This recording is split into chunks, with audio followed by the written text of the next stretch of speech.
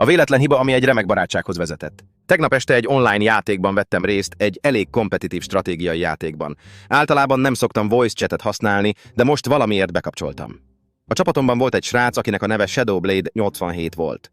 A játék elején elég bénán játszottam, elrontottam egy fontos építkezést. Rögtön hallottam sóhaját a mikrofonban, én pedig kínosan elnézést kértem. Ahelyett, hogy leoltott volna, ahogy sokan mások tették volna, elkezdett kedvesen magyarázni, hogy mit kellett volna máshogy csinálnom. A játék hátralévő részében végig segített és tanácsokat adott. Meglepődtem, hogy mennyire türelmes és segítőkész volt egy idegennel. A végén, bár nem nyertünk, sokkal jobban éreztem magam a játékkal kapcsolatban, mint az elején.